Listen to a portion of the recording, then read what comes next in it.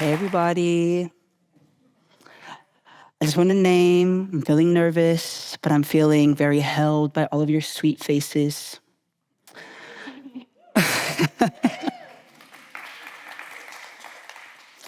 And to give us a little bit of grounding in the space, I thought that I would share a poem that I wrote specifically around climate grief and how it feels in my body.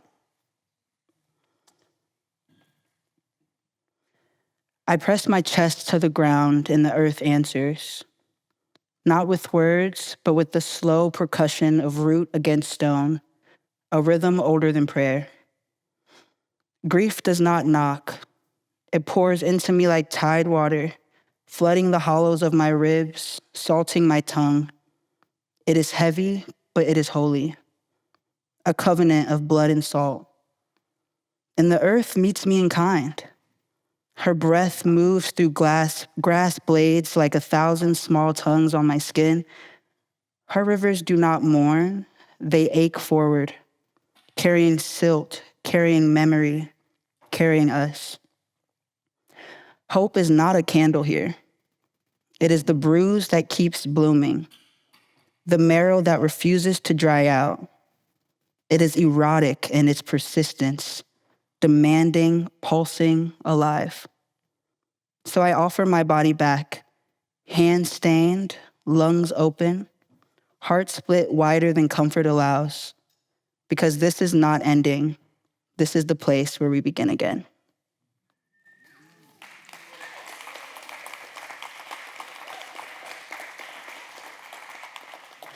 Cool, so that's my poem.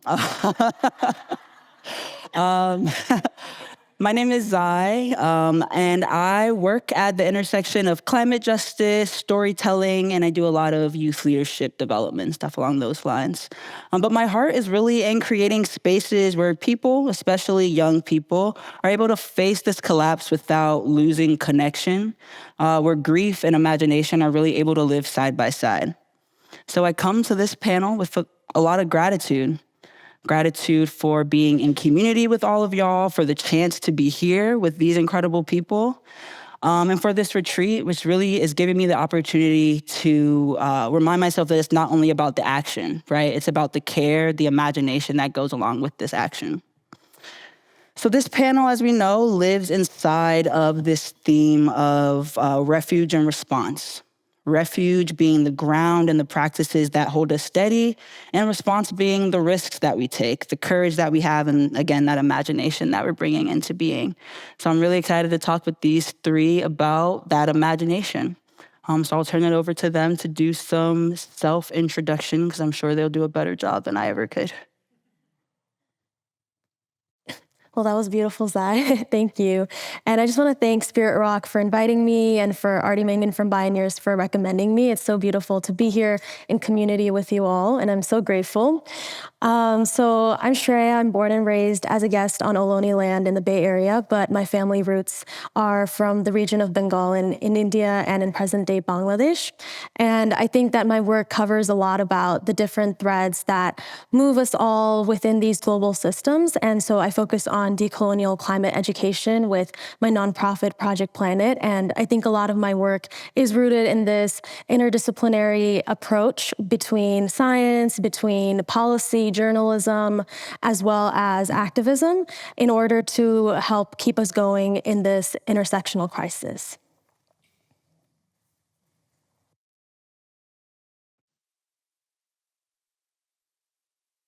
To the holding microphone. Thank you so much. I'm so happy to be here right now. I first want to thank Alicia, trying to look for Dr. Eppel in the room, James, Dr. Golden. They brought me and some other students here for this class that we all took this past spring quarter. And so if the students and all the lecturers and professors who made this class come to life, if you could just please stand. I'd just like to celebrate all of you. This class has a very special place in my heart.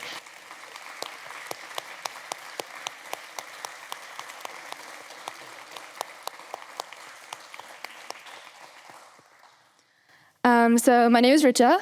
I'm a junior at UC San Diego. My main focus is global health, and how I kind of started learning about the climate crisis and climate justice was kind of the intersection with how it relates to global health. And I know some of you may not know what global health is. It's a very new emerging field. You might have heard of public health. With COVID, global health is basically the same thing, except it's health issues that transgress national borders. So, you look at epidemiology, you look at health systems, you look at administrative health, so kind of all those things. And I got into the climate crisis in high school. When I started seeing the intersection between individual health, population health, and climate health. So that's kind of how I got my start. And you'll hear more about the amazing class and more about my work as we go on with this panel. Awesome. Miye umun amen namache kui anga nesun achima achkwa echma umun tamal. Hello, my name is Isabella.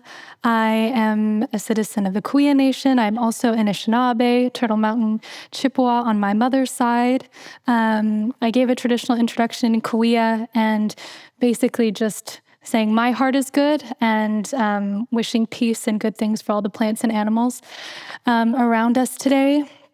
I am a playwright and artist. I work in a lot of different modalities. My sister and my mom and I run a nonprofit called the Luke Madrigal Indigenous Storytelling Nonprofit that was founded in honor of my dad. He was a culture carrier and bird singer in the Kuya Nation, and we try to carry his work forward. We produce plays and do films, but all kind of trying to get our community involved in creating art to create change. So that's a little bit about who I am, and I'm just so excited to be here. Thank you, Spirit Rock, for having me, and turn it back to you. Cool. All right, let's get into it. So I know when I started, I didn't start in the climate movement. I'm sure many of us did. And I started in education. And it wasn't, I kept hearing about this climate thing, like, oh, the world is burning, the sun's going to explode, what's happening? And it took a while for that to feel really real to me. So my first question is, when did the climate crisis stop being something that was out there and start being something that was really personal to you? Like, when did you know that this was your work? Yeah, I think that's such an important question in how we come into these roles that we move in today. And I think for me, it wasn't necessarily one specific moment, but it kind of has evolved through learning about my ancestry. On my mom's side, we're mostly tea farmers in Assam and in Darjeeling. If you've had English breakfast tea, you've probably had both. And then on my dad's side, my family were rice and mango farmers before they were instantly became refugees during the 1971 Bengali genocide. And after immigrating to the Bay Area, even though they were disconnected from our ancestral lands physically, they still embodied those philosophies that they were raised with through gardening, for example. And my mom, I remember she always called all of her plants her children, and they were like my elder siblings. So even though I'm technically an only child, I always joke that I have like 90 siblings. And every single morning and night, she would make me say good morning and good night to my elder sisters and brothers. And it felt like a really beautiful way of being connected from such an early age to the environment. And in India, we have a philosophy that's called Vasudevai Kutumbakam, which means the world is one family. So seeing nature as an extension of my family was very personal. And so I wanted to save it because it felt like saving my family, but I also knew that there was an element of reciprocity in which saving nature means saving ourselves, means saving the people that we love and are close to. So I think that's kind of where it originated, between the philosophies in which I was raised, but also knowing how my lineage has been shaped by these global systems that can often feel disconnected, right? They feel so big, like displacement, colonization, capitalism, genocide. They feel like impossibly large, but knowing how they have shaped the individual stories within my family makes the climate crisis feel like a human rights issue first and foremost, and this issue of disconnection connection is really what motivates me to help heal us through restoring these bonds and building these bridges between and amongst each other. And I think from my studies at UC Berkeley, where I recently graduated in environmental science and geography, as well as data science and global poverty and practice, bridging all these different worlds and these different disciplines and talking to people from different cultures and different backgrounds, it made me realize how connected all of our struggles is. They're rooted in these same systems of oppression and disconnection. And I think that's really what motivates me and inspires me. But yeah, I think that's really what led me to create my nonprofit Project Planet, that's rooted in building these bridges and in bringing decolonial climate education to the forefront, so that environmental justice is not just a footnote in the classroom or an afterthought, but it is really the center, and we are uplifting our own voices and telling our own stories so that we're not minoritizing ourselves.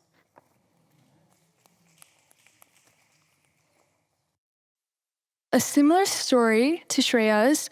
Actually, growing up in elementary, middle school, I didn't have a lot of climate change curriculum in my classrooms.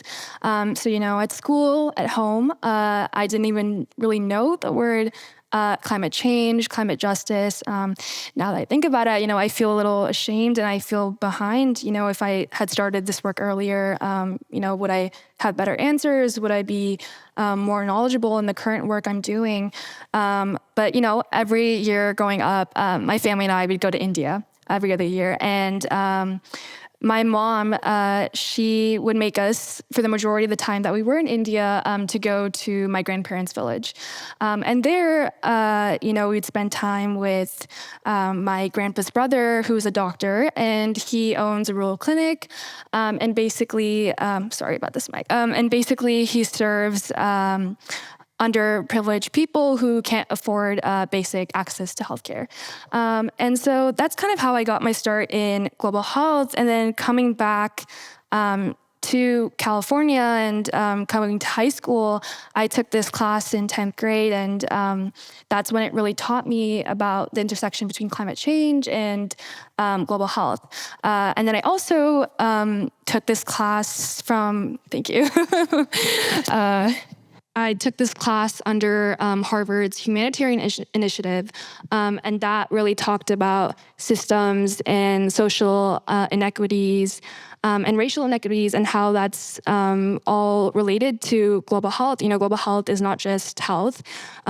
We have to really look at the systems and look at how the lack of climate justice is also related to the lack of global health, to ensuring it, to learning about it, and why, we have so many issues today with global health and the intersection between that and climate health and climate justice. So in high school, I started working with my religion teacher. I went to an all-girls private Catholic high school, so learned a lot from that and how, the intersection between religion, climate, and health. So we started incorporating more climate education and relevant classes in high school. And then also kind of going into what Shreya said, really working on decolonizing this education, right? It's important not only to learn about climate change, but also the realities. It's not just what we're taught, but actually seeking out the truth about climate change, its systems. And so now I'm working on creating a climate-focused nutrition class in college. There's not a lot of excitement about it. I wish there was more, but sometimes funding, having a teacher actually teach the class, having the space for a classroom, there's a lot that goes into it.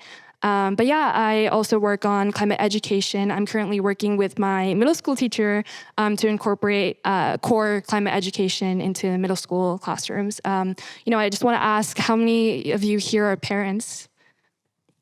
Yeah, a lot of you, and I just want to say, you guys are amazing parents. You're here, you want to learn. Your kids are very lucky. I just want to put that out there first. But I asked that question because, for me growing up, I didn't have that at home. And I think for my parents, it was a way of them protecting me, from the reality outside my own privileges. But I think in order for us, to raise kids who are resilient and are able to take on those challenges, I think finding your capacity for how you can inform them in whatever way, doesn't have to be big, like, these people are struggling, but just talking to them about, at an appropriate age, what is going on right now in the world. I think I wish I had that more. And so, when you guys are here, and I know you're going to do a great job with parenting, but that's something I wish I had. And I focus more on climate health education at the intersection of global health. Yeah. Awesome. I just kind of want to echo, I think, what you were saying, Shreya, about, and what we've been talking about a little bit earlier in other discussions, but this idea of interbeing, I think, like has been mentioned, so many Indigenous peoples, we have this concept of all my relations, all my relatives. In the Kuya language, our word for it is umanamingkam. And it's this idea that you're not above anything else, you're not below anything else. And so kind of being raised with that understanding, I think it's this idea of climate justice and what does that mean? I think I thought about this a lot because I didn't think of myself as somebody who was at the intersection of climate justice. I think before coming here and learning about Eco-Dharma and all this wonderful work that everyone's doing. And for me, I think it's about rematriation. And so rematriation kind of means, I think at its most basic, is a return to Mother Earth. And so I think that is a lot of the work that I am really passionate about. And I think that so many people here are doing. But it's kind of about, how we honor, women, but also this divine feminine and the plant relatives and the animal relatives. And I think that is kind of like anybody can rematriate, but the kind of Indigenous women leaders that are at the center of this movement were really inspiring for me to begin to see myself as somebody who was working in this area. And I think, so much of the hurt in Indigenous communities, but I think across a lot of, marginalized peoples, there's a lot of health disparities, and colonization really attacked families. It attacked kind of our language systems, our ways of life, our ways of knowing, which include this idea of all my relations. And so I think we can't really separate them, right? Because it's, these health disparities that we're facing, the sicknesses that our communities are facing, are a direct reflection of kind of, the attack on Mother Earth. And so, I think that process of returning, rematriating, what that means, really shaped the way that I see climate justice and this conversation. So. Thank you. So speaking a lot about family in that question, I think, I always want to uplift, none of us step into this work alone, right? So we inherit our stories, the silences, land, if we're lucky. Some of it is medicine. Some of it is heavy. Some of it is weight. Often it's both. So one question that I have is, what story from your family or your community has helped shape the way that you see climate justice? And when you think about inheritance, what are you carrying forward? And what are some things that you're determined to transform or change? Yeah, thank you for that question. I think whenever I asked my mom about like her growing up in the tea farms and everything, she never wanted to talk about it. And she always like dismissed it. And she was like, oh, it's like failing. It's really bad. It's ugly. It's like disgusting. And then I went to the tea farm and it was beautiful. And so there's clearly a disconnect, but I realized that a lot of her understanding of her past is rooted in trauma because of how much loss we have suffered in that journey. But after talking with some of my elders who love to talk more than my mom, I learned about an ancestor that I had, Harish Bakchi, 6 generations ago. So this was around 200 years ago.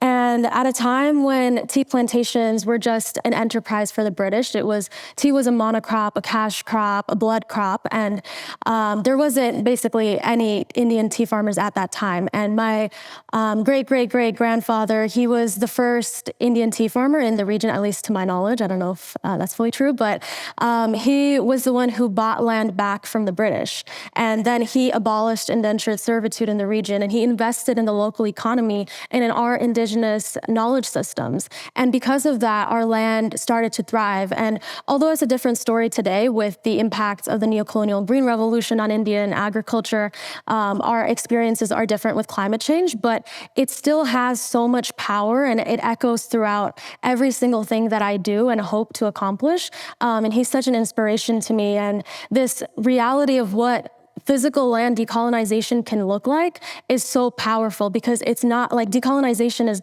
not a metaphor as many have said. And it really looks like land back, and going back to what you were saying, land rematriation. And given that tea farming is a profession that is mostly Indian women led and mostly tribal Indian women led and lower caste tribal Indian women led, we need to acknowledge the intersections and the power that comes from what it means to give land back, and what all the kinds of efforts that are needed to further this work. So I think that all of my aunts and uncles in Dibrugarh, Assam, which is the only plot of land I think that we have left in my family. Everyone else has moved to urban areas because there is no future, according to my family, in Indian agriculture. I think I'm still very inspired by all my aunts and uncles that are still on the land, that are still resisting in their own ways. And my uncle, he attempted to transition to our traditional agriculture, but he didn't have enough funding to continue it.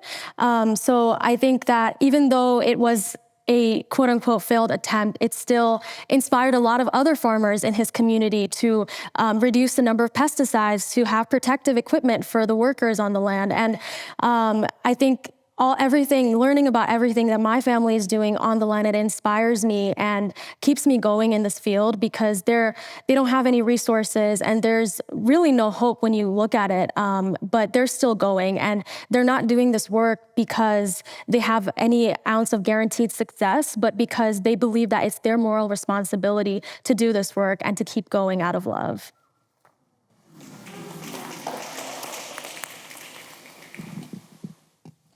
When I first learned about climate change, it was very surface level. I was just learning about CO2 emissions and all the changes in weather. I'm from San Diego. What was once sunny, now it's very unpredictable weather.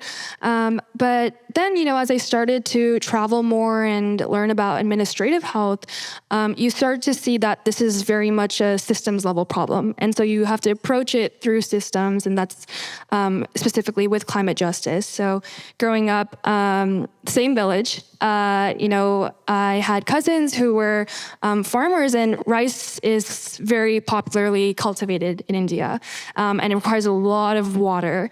And so I would help my cousins, we would plant them one at a time. So it's very much, we have this word called bhumi, and bhumi means earth, fertile soil, Mother Earth in India.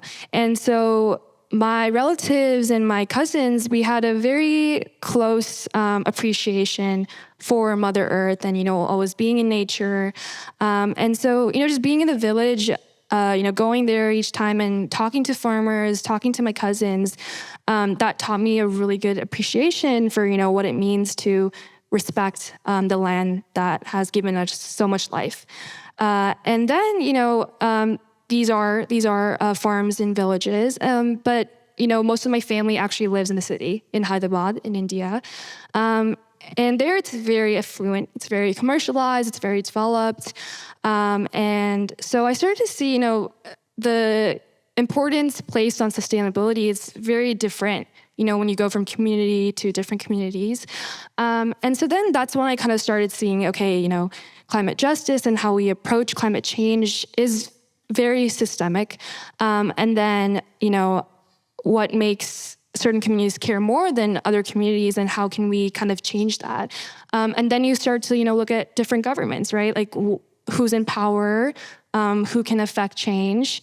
So you start to see, not just in India, but in countries everywhere, where is the priority being placed? Why do some countries care more than others to, uphold certain land rights or certain actions around climate justice? So, it became, I think, going to India and learning about different administrative systems really taught me, we have to look at climate justice from a systemic perspective and not just these are the facts, but how can we actually change this, through governments, through talking to people, and the way that our, countries are, how did this come about, looking at history, because I think looking there is, how we can first start to create solutions on how we can kind of change it.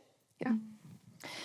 Yeah, I think to echo what everyone else has said, a return to traditional ways, I think, is what I think about carrying forward. Indigenous peoples, I think, we remember a time before there was this colonial disruption, and so we can imagine a time after. And so when I was in high school, I was feeling a lot of this kind of anxiety and disconnect, and our elders walk on sooner than we would like. And so me and my sister were kind of like, we need to learn these stories while there's still a human here who can tell them to us. So we kind of went and gathered them. And one of the stories that has been so powerful in my life is the story of Menyil, our moon maiden. And Menyil was a Nukatum, is what we call, so like kind of a powerful spiritual being who gave a lot of knowledge to the people, gave the arts to the people, and really instructions on how to live. And I think those original instructions kept our people in balance. And so a return to those, I think, is what's going to help put us back on that track. And so I think, and even in learning that story of Menyil, there's so many different ways that she instructed us on, this is when you pick this flower, this is when you kind of make this medicine or this dish. And so there's so much like really deep millennial knowledge that goes back so far from those places. And that was kind of really awakening, exciting for me. And so I think how we're going to move forward is by going back to these older stories. And I had someone tell me that whenever you have a present question that you're facing today in your life, go back to your creation story, because the answer is probably in the creation story. I'm also Anishinaabe, as I mentioned, and our creator is Sky Woman, and she kind of fell from the star world and took with her some seeds from Sky World, and as she was falling, it was the plant and the animal beings who noticed and had a council and decided, we're going to help her and we're going to make sure that, she makes it in this new world. And that was back in the time when the whole earth was covered with water, and there was a similar kind of apocalyptic event where there were no people. And our plant and animal relatives were, what helped the continuation happen. And so I think, the key point being there that Sky Woman was a woman. And, we're starting with the creation story there. And I think, as I mentioned with rematriation, it's like going back to, what our matriarchs can teach us. That's been like the biggest guiding force in my life. And I think just so powerful. And what you all have said too, I think kind of reflects that. So. Yeah, I think just also thinking about how ancestry has come up. Are there is there something that your elders gave you, like a ritual, a lesson that you really do carry through with you every day in this work? A totem.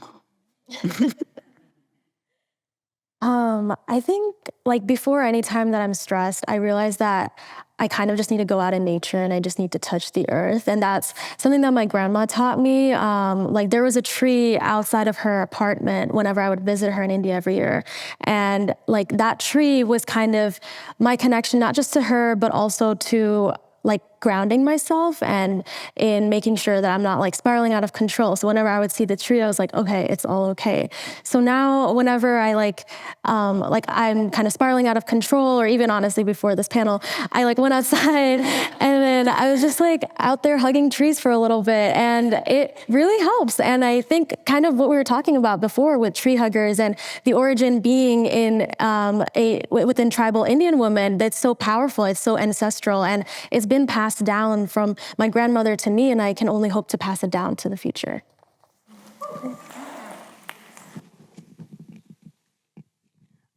I'd like to talk about my grandpa. He's actually Jack Cornfield's age, and he's been meditating his whole life. So, leading up to this retreat, he every other week he asked me, so what day is the retreat? What are you going to learn? What's the specific type of meditation?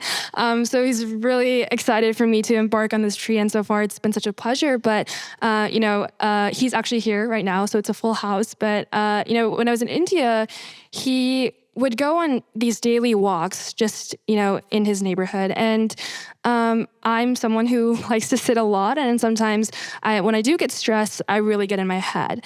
And what he taught me was, sometimes our feelings are associated with the space that we're in. So kind of getting out of that space, right? Example, I got these questions and, I was like, I don't really know if this is the correct way I should, approach this question. And I was in the dorm room, and then I kind of just walked outside. I was walking around the woods here, and it kind of changes your perspective, also when you move your body. And so, my grandpa really taught me, right, to also just don't sit all the time, walk around, but the connection that nature can have on your mind, and that's also a way of appreciating nature at the same time, being able to take walks in nature. Yeah, definitely. I think I moved away from home when I went to college, and I was over on the East Coast, and I was really lonely for a long time. And then I was reminded that, as people, we're never really alone, because we can go outside, like you've talked about, and, listen to the wind or connect with the water or, a tree. And there's this whole other universe that's existing that we're really disconnected from, that I think colonization has really tried to sever that relationship because it's so powerful. And I think also, we have a story of like the palm tree, grandfather palm or grandmother palm, and the palm tree loves the people. Like the palm tree has this huge amount of love, and it gives the dates and it gives water, and understanding like that, nature is there to heal. Like there's a huge amount of love, and opening yourself up to that. It's just so healing. And I think definitely before this panel, I was thinking about that too. So. Thank you.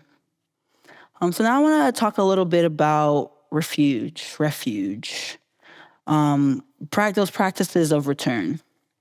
One of my favorite thinkers, Audre Lorde, says our feelings are our most genuine path to knowledge. So what has this crisis asked you to grieve? And when that despair and that exhaustion hits, what helps you return to yourself? Yeah, I think that's definitely been on my mind very recently, but to be quite honest, I find it difficult to sit with my personal climate grief. And part of that is fear with like these big emotions, and then I'm like, oh my God, I can't act if I think too much. But also I think it's rooted in a lot of the privilege that I hold. I feel that I'm very much adjacent to the climate crisis, but I'm not inside of it like my family is. And so it's this question of like, how do I make space for my own sadness or my own grief when my grandfather is forced to sell his family farm that has been in the family for 200 years, right? Like, how can I break down when my friend Samuel, who works at a refugee camp in the Congo, can't afford that rest? And I think that the urgency of our times and of the frontline communities kind of makes, like, it averts my gaze to them, but also I recognize that the hard way, that ignoring personal sustainability, as Rajiv put it yesterday, is so critical to sustaining this work for ourselves. And we really cannot afford to not take care of ourselves. And for years, I was just like, go, go, go. Like, I've been in climate work since I was 12, but it's been like low-key nonstop, even though I was like a tween when I started. But there was a point this February where I had a full course load and I was working 20 hours a week unpaid for my nonprofit on top of 3 part-time jobs. And then once I had like a family emergency when my grandma died, I think my body was just like, no, like you have to stop. And then I was just basically bedridden for all of February. And I think that moment, what made me understand, also referring back to Audre Lorde, the quote that self-preservation is an act of political warfare, it really started, like I finally understood what this all means. And I think that I'm still grappling with the complexity of it. Like, how do we bring rest to the front lines? And how do we ensure that the communities that sometimes genuinely cannot afford to take time for themselves, how do we bring it back to them?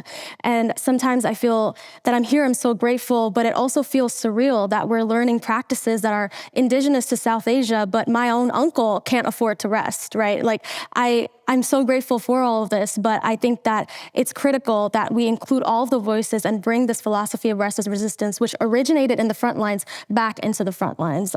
So, yeah.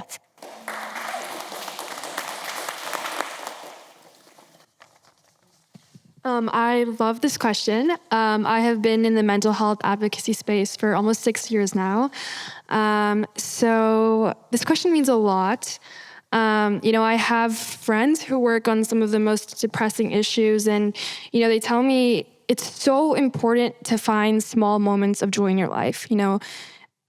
It's really easy to burn out, and this journey of advocacy has to be sustainable. Otherwise it's super overwhelming. And so it was, how do we find spaces of,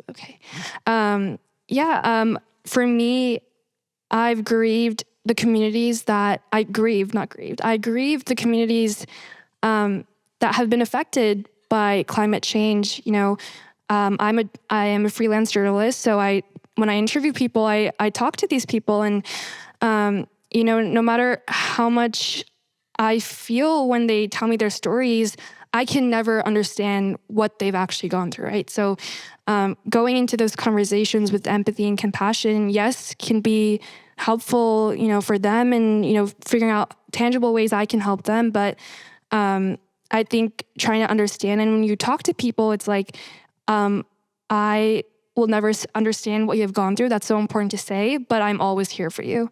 I think that is really impactful. But yeah, I grieve the communities, those I've met, those I've yet to know.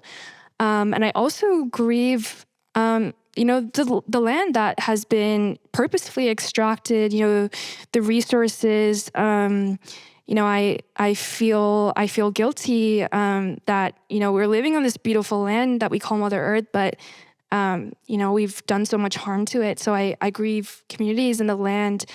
I think, was that the question? Okay. Yeah. Similarly, I think, it's so important to grieve too. I think that's a part of this kind of self-care as well, to let yourself feel that whatever's been lost, and the intensity and the weight of that is important.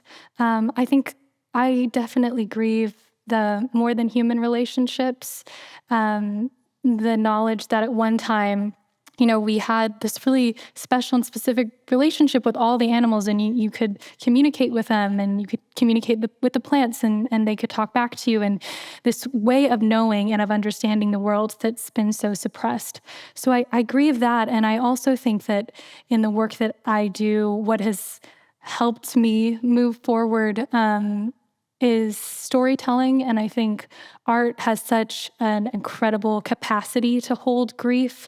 Our stories can hold so much grief, and they're so unifying, and there's so much kind of community that can be built there. So I think, that's the way that, I've been taught and kind of continue on, is to hold it with a story, hold it with a song, hold it with a poem.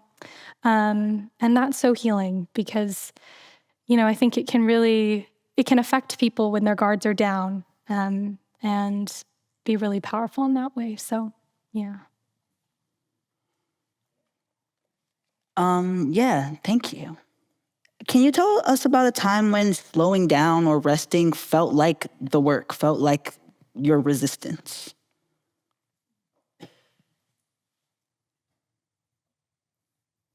Yeah, I think so. There's a little space within Berkeley campus called the Glade, and that's basically where everyone flocks once it's like a beautiful sunny day. And I think whenever between classes, between meetings, between projects, whenever I feel myself spiraling out of control, or whenever I just like get so caught up in my head, and then it's like I really just need to go touch some grass. So that's what I do. I just go with my friends, and then we yap for a bit, and then we just like are on the grass for a minute, and it really helps. And I think those small pockets of hope, small pockets of ritual where we start to see like what it is we're fighting for, and not just what we're trying to destroy and dismantle, is critical. And I think if we don't focus on those pockets of joy, we can become so easily disillusioned and hardened and jaded. And I know I have time to become jaded, but I still feel like I want to enjoy my youth while I can. I want to be happy when I can. And the world is, I saw this quote, and it was like, the world is ending, but we always stay in love. And that's so true. I don't know what's going to happen. I don't know if we're going to solve this, but I do know that I want to stay in love.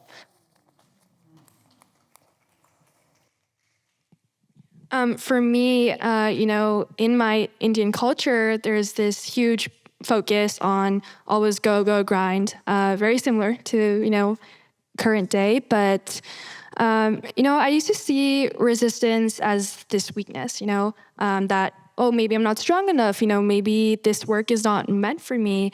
But, now I see it as a huge strength. Because, when we do feel overwhelmed, if we don't take that time to rest, as I mentioned before, you can easily burn out, and the opportunity to go back to your passion is very limited at that time where you burn out and you feel super overwhelmed. So for me, when I rest, I see it as building my own mental health and caring about myself, because, I have to care about myself in order to give that love to other people as well. So for me, just resting, and for me, I get in my head a lot. So talking to other people really helps. People I confide in, people I can trust, I'll call up my mom sometimes and be like, hey, like, I'm going to tell you the same thing I told you last week, but if you could just listen, for half an hour, 1 hour even, that would be great. I think really finding people, that you can trust, that you can confide in. It's really important, wherever you are, in your workplace, your neighborhood, at home with friends and family, to find that space, to find those people who give you the love that you deserve, and, to find that community of people, because, I will tell you, it's sometimes, at UCSD and my college, it's hard to find people who are passionate, because those spaces are very minimal. They're kind of spread out, not to say that it doesn't exist. But I've found that, once you start building those small communities, you tend to find other mini communities that are kind of hidden. And so I would say if you can't find a community right away, start your own, find one other friend, find one other confidant you can do this with. And it's really important to kind of get out of your head and talk to people. I'm really introverted, and I'm much of a homebody. So I'm at home right now, and I'll come down from my room. Hey, like, Mom, can you take some time aside from work? Or I'll call my school friends. So that helps me a lot. Yeah. Yes, community is so important for rest. And I also think that internal rest is so important, and that's kind of where the mindfulness and mindfully doing activities is so important, because that's really the space where I feel like I also recharge. And I think we talked a little bit about ritual, and I find so much rest in ritual. And I think, in a lot of our traditional food ways and harvesting practices, but also cooking practices, there's this dish called We Wish, which is an acorn dish. And it's this super long methodical process where you strip the acorn and you have to remove all the toxins, because if you do it even slightly wrong, it's completely poisonous. So it's like the stakes are high. You have to be really focused. But that was like 80% of my ancestors' diet. Like that was a huge part of what we were eating every day. And there had to be such care that was put into that preparation. And so I think, ultimate mindfulness right there. So cultivating that in our lives, is just...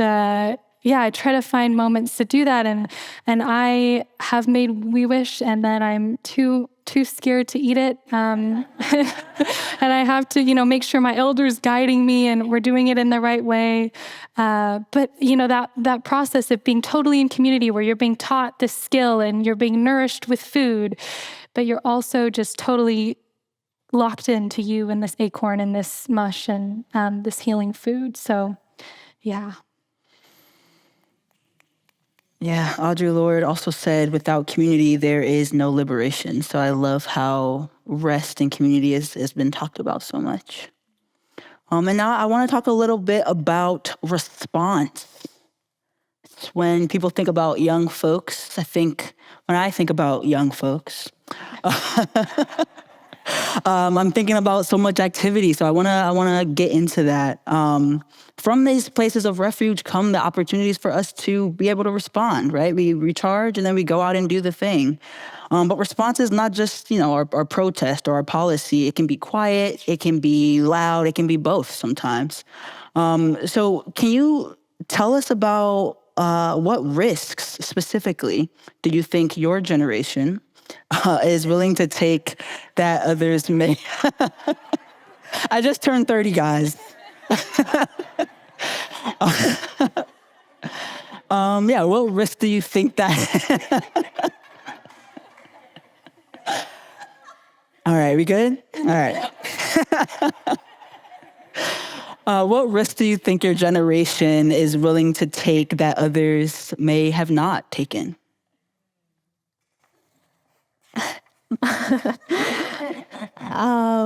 I think for our generation, I don't want to say for everybody, but for me and my friends, we've come of age in a time where, this is true for everybody, but we've come of age in a time where we've never not known crisis. And I know that's true of a lot of generations, but I think the stakes feel really high. Like the fate of the climate is on our shoulders. And I think a lot of folks come to us to look for hope, and it's difficult when we may not have the answers that people want to hear, especially when we're also navigating this deep grief that we're moving with. But ultimately, because we are tired of dealing with crisis and seeing it in the news, seeing it everywhere on the headlines, we're reminded of it every single day, but we still act anyway. I don't think that stops us from taking action. And there's been a lot of headlines where I've seen that, oh my God, are the next generation of youth climate activists slowing down? Are they giving up? But just because you're not hearing of it in a protest, that doesn't mean it's not happening. I see so many of my friends distributing food, they're on the ground, they're doing that community work. And just because it's thankless, because it's not glamorous, it doesn't get the media spotlight that it deserves, like a protest does. But that doesn't mean that work isn't happening.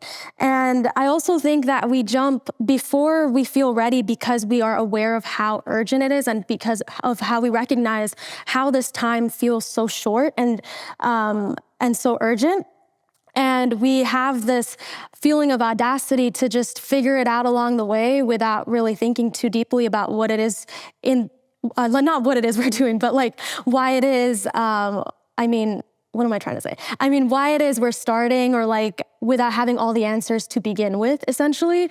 When I started teaching the course Decolonizing Environmentalism at Berkeley and created it, I had no qualifications, and I don't know why I had the audacity to even think that I did at 19. That was kind of ridiculous, but I'm glad that I did, because if I thought too much about it, if I got in my head, I wouldn't have jumped first. I wouldn't have acted without having all the answers. So I'm grateful for our audacity, for our brave hope, for our refusal to give in to the media.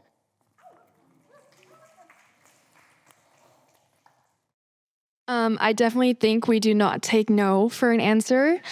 Right now it is really hard because I think when you see young people working on, different advocacy spaces, they also are handling their own personal lives, right? They have, school, they have jobs, they have a career to look forward to, and they're still doing all the amazing work that they are doing. And so I think in terms of what I see in this generation is, when I see people my age or even younger, in the Times magazine or in Forbes or, in any mainstream news, I'm like, oh my gosh, like they inspire me so much to continue doing the work I do. I can give you an example. At my school, we are called UC Socially Dead. It's not really such a lively campus. And so, when I was, I don't know if you guys know but so, it's hard to find those spaces where you can talk to people about what you're passionate about. Everyone's in this go, go, go culture at school, even just in America in general. And so I was trying to figure out, how do I get people together who are passionate about global health and, how that intersects with climate change.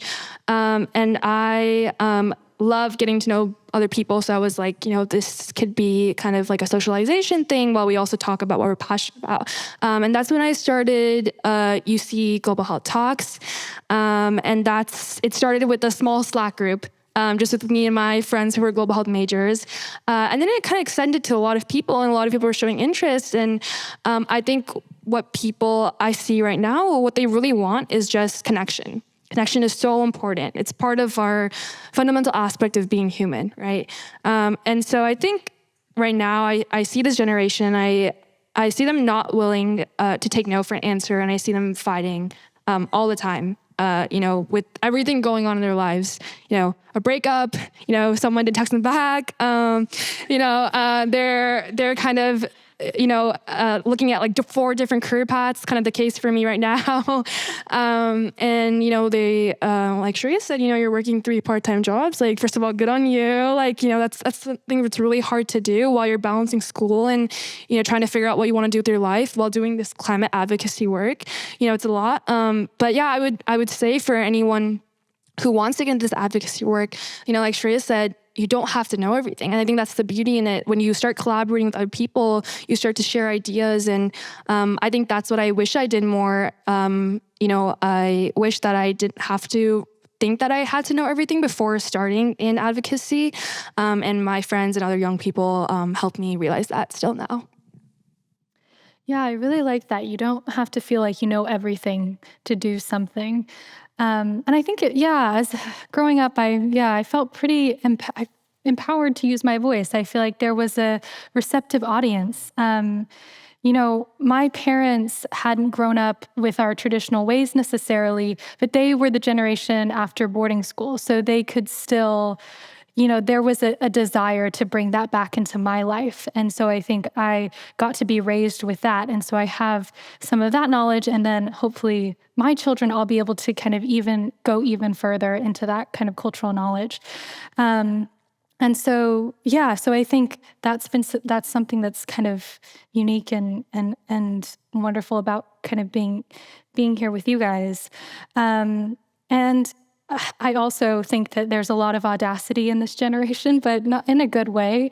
Like when I first got started in kind of theater and community theater and getting my community together, I was 16 and I had never written a play before. And I just really wanted to directly respond to, at that time, it was the missing and murdered Indigenous women, girls, Two-Spirit people crisis. And, just seeing how day to day that was so impacting my community, I wanted to use theater and to use our traditional stories and just put that into conversation, because I thought, here's the story of Menyul, our moon maiden, who experienced sexual violence and healed from it and is a huge leader among our people. Let's bring that into our community where this issue is happening right now on a huge, unimaginable scale. And I was like, well, I want 18 actors, but I'm pulling in community who have never been on a stage before. We had I think our oldest was a 90-year-old elder, and we had a 2-year-old toddler, and they all wanted to be part of it. And so I was like, okay, let's do it and bring your families, and we're just going to try our best. And we did it in kind of a similar room gathering hall at a cultural center, and we're still performing it, and it's becoming a film now. And it's just been so inspiring to see that people want to hear that story, and that I didn't wait until I was older to write it. And, my sister was 14, and she was like, sure, let's go. And, my parents were so supportive, and my community really came together. And you hear so many different stories like that. And so I think it's a testament to you guys and us, but also to the older generation who is helping pass that knowledge down and providing a space for it to be seen, and shepherding and supporting that. And I see a lot of amazing intergenerational stuff going on.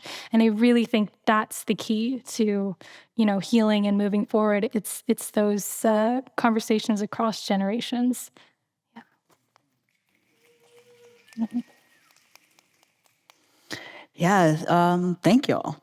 And thank you. I also want to talk about some intersectionality, right? As we know, this is not, we don't live single issue lives, right? Climate justice is not a single issue. It's tied to housing, migration, gender, health, food, policing. So many things are tied to the climate crisis.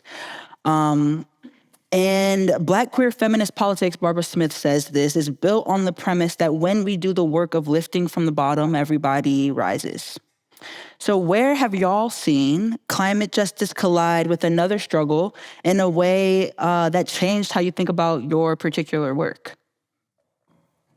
That's such a beautiful quote. I think that it's always interesting because climate justice is framed often as separate from all of these intertwined struggles of social work, of racial work, of socioeconomic inequity, but it's sort of almost in a silos and portrayed as a different entity altogether, whereas it's completely rooted.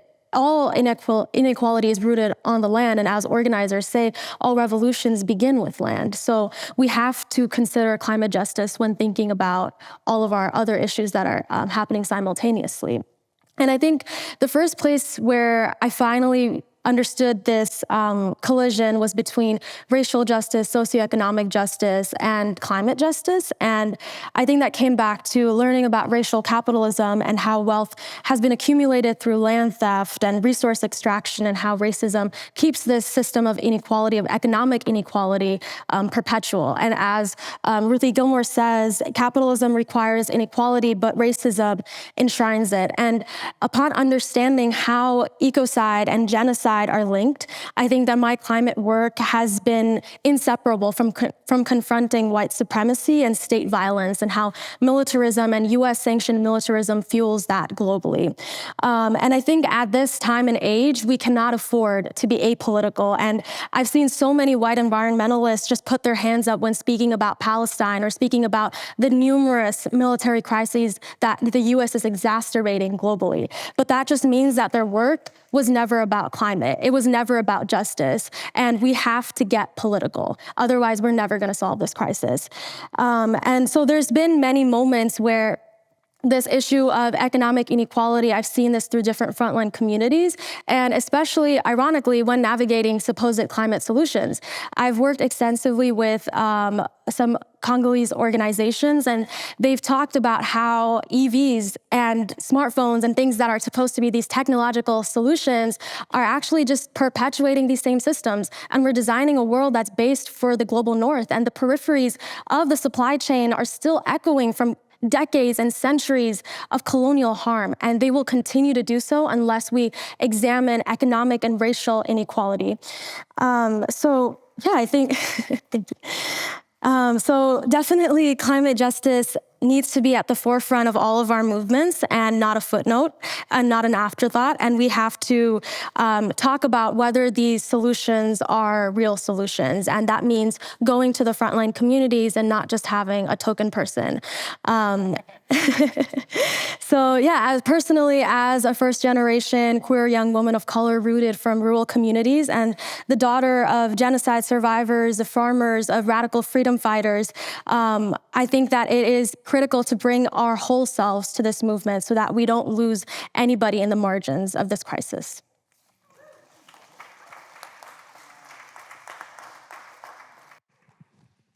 I have talked about the intersection of global health and climate change, but I do want to talk about mental health and climate change. I think sometimes acknowledging mental health in the advocacy space is quite undermined. And so I want to specifically, I think for me, I am a global health major, and I mean, right now, I'm thinking about a career in global health, and I'm trying to understand, what does that look like with everything going on right now? And early this year when all the, changes were happening, the health funding cuts and whatnot, I struggled a lot. I would be lying if I said I didn't question, a career in global health. And, because I have to sustain myself. I want a family, I want to sustain them. And, I will, of course, always be passionate about it, but, there have been times that I've questioned, what does the future look like, and I struggle a lot mentally. I have been in the mental health advocacy space, and I want to say, realistically, the mental health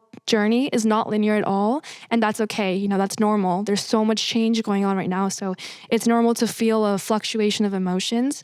And I want to speak to kind of a class I took recently that many students are also here because of that class. That kind of changed the way I think about advocacy and, looking at my inner climate and how I approach advocacy work now.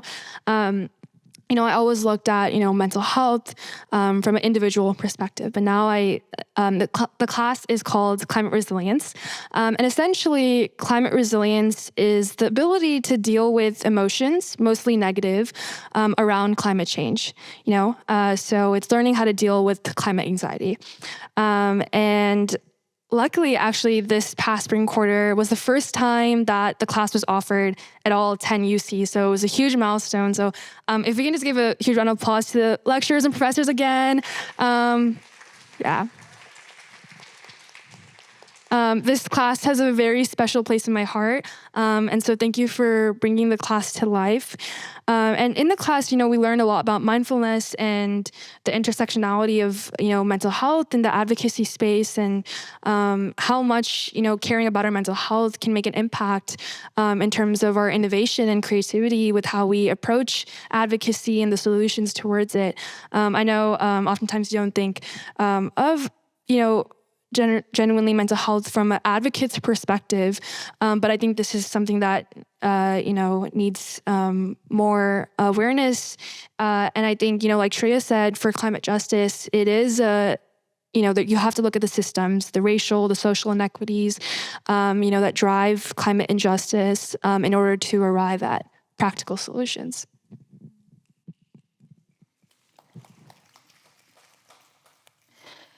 Yeah, to echo everything that's been said, the attack on Mother Earth is not an isolated attack whatsoever. I mentioned earlier kind of how I got started in this work was through theater, through a play that dealt with missing and murdered Indigenous relatives. And, just tangibly right there, Indigenous women are at a much more higher risk of being murdered or going missing near construction sites, oil pipelines, mining operations, logging camps. These are kind of hotspots for this issue, and it's no coincidence, right? This taking of women is part of a larger taking of land, of culture, language, identity. It's all connected and wrapped up together. And I kind of realized that as I was working on that piece and performing it and bringing in more community members.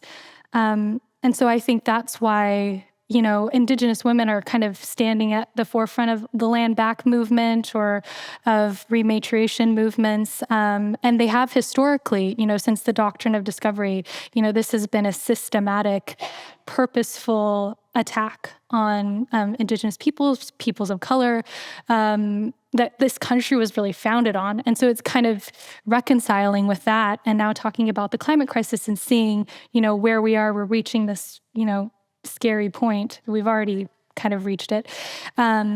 And so it's understanding that this is all interconnected, and the healing that has to be done has to go across the board. But it starts, I think, with having these community conversations, and with, centering, I think, the voices of youth, elders, Indigenous voices, people of color, who are at the forefront of the movement, and talking about, the actionable kind of steps we can do. But I think having that compassion and that understanding, and understanding the way that it has been perpetrated, is the first step. And then, coming up with the solutions, which are very possible, because there was a time before this. So there can be a time after, and we can imagine that. And I think one of the ways that I'm doing that is through art. And I think that's a really powerful way to be able to imagine this world where we're not kind of tied down by all these different settler colonial, anchors that are holding us down, but we can imagine a future. And I think that's the first step. So just really inspired by all of you too.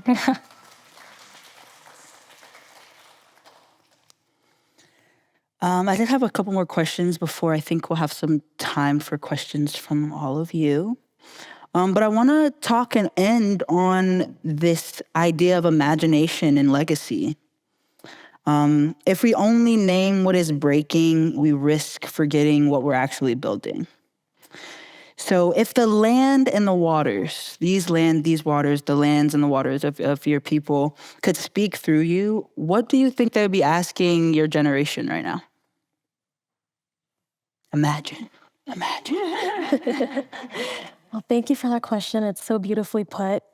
I think I would hope that they're trying to they are trying to communicate that liberation tastes like enough for everybody, that there's enough energy, there's enough food, there's enough water, there's enough air and shelter that's accessible and safe. And ultimately, I think what they're trying to communicate to us is to hold on to our dignity, and also to understand that everything keeps flowing, and we have to keep on continuing regardless of what's pushing back against us. If there's rocks in the ways, if there's any obstacles, we have to find a way to maneuver and go through. But I think what that also means is to have a lot of power shifts within our own communities. It doesn't just mean applying to a bunch of grants to people who don't understand this crisis. It means bringing that power back to the front lines and investing in our own communities. It means owning the land in which a shelter is on. It means making sure that babies are being introduced into this field from a place of love and not a place of fear. So we have to remember that these things in which we are working in are not something that should ever become sidelined, and that we should never sideline within ourselves. And that goes back to a lot of different stories from the land, stories from the water, where it's easy to look at the media and to think of ourselves as minoritized or as marginalized. And even though there is so much trauma and so much disgusting history that is associated with that, there's also a lot of power that's present in our communities. And we can't just keep talking about tragedy and about loss. We have to talk about rebuilding. We have to talk about how minoritized communities were minoritized in the first place. And the fact that we aren't even minorities. 80% of the world is not a minority. That's the global majority. So we have to think about what these stories are telling us ancestrally, and to be willing to listen to them as well. Just adding on, I think you explained that really well, but I think right now it's a matter of preserving and connecting with the beauty of nature. I think sometimes that's so lost in our lifestyles. I know not for everyone sitting here, but I think sometimes we lose this connection between ourselves and nature. And I really appreciated when James told us when we're walking to really observe nature and be present, I think that's a way of respecting the beauty around us and being part of, this planet and how much it offers us. But yeah, I think just in terms of, advocacy work, I think, when we are preserving and protecting the planet, what it means to really respect nature, right? I think when we think about climate justice, we think about these certain events that happen, but it's every single day, it's in every single thing we do, and I think taking account of that and being aware that nature is all around us. It's in ourselves, it's in the people that we love, and it's when we're walking here into from the center. So just to kind of be aware of that, we are part of nature, and it's our human imperative to protect that. Yeah, I think listening to the earth and all the other animal and plant beings is so important. And when you asked kind of, what would they ask us? I think it sounds to me like a return, like a retracing of the steps of our ancestors. I think that's kind of been a common theme in what we've been talking about, is kind of going back to, what is inherent in us as human beings, and heal that relationship. I'm working on a play right now that intersects, I think, with climate justice, and it's set 2,000 years in the future, and it's this Anishinaabe grandmother and her daughter and a cyborg. And it's this idea of how can we move forward and how can we pass, down this cultural knowledge and this knowledge of the earth that's totally changed because the moon has disappeared and all this kind of climate destruction has happened. And it's the cyborg that's kind of been programmed with all of this Anishinaabe language and these stories. And that's the thing that's kind of continuing on. But as part of this process, I went to the Great Lakes region and I retraced this journey that the Anishinaabe people went on 500 years ago when they received a prophecy about the coming of the Europeans to Turtle Island. And in this prophecy, it was a long time, and they had to go to different stops, and there's like seven fires as a part of it. And many people believe we're in the time of the seventh fire. And that's kind of the big thing about this time is there's going to be a choice. We can, there's kind of two paths we can choose as human beings. We can continue down the road we're going, and it's kind of a path of, destruction and everything's dying, and it's really not a good way to be. And then there's this other path. But in order to go forward into the future and get to this beautiful place and walk together as human people, we have to go back and we have to retrace the steps of our ancestors, get that knowledge, and only then can we all choose together to walk into this new future. And that really resonates to me. I think that's pretty indicative of where we are right now. And so when I think about my life, I think about that choice and the choice that kind of we all have to make, and that it really is, it takes all of us together. And yeah, so I think I'll end with that story. Yeah.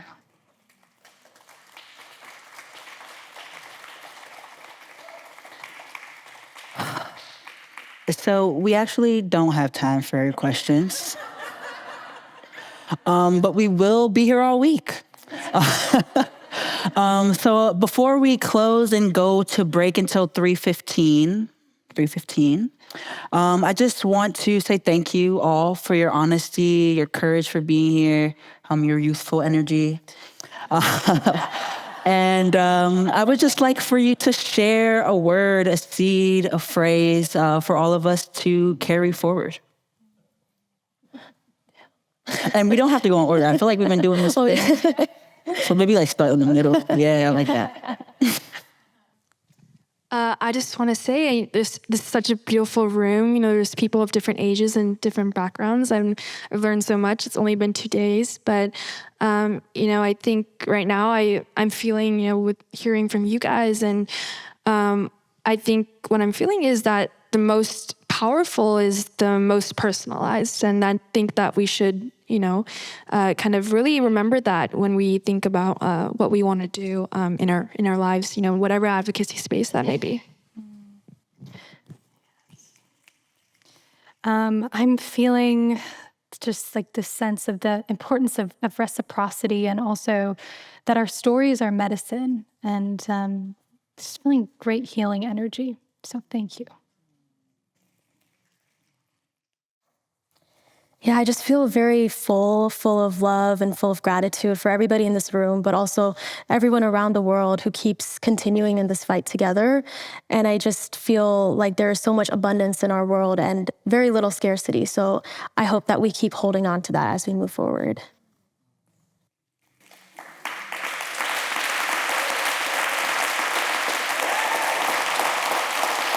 Thank you all.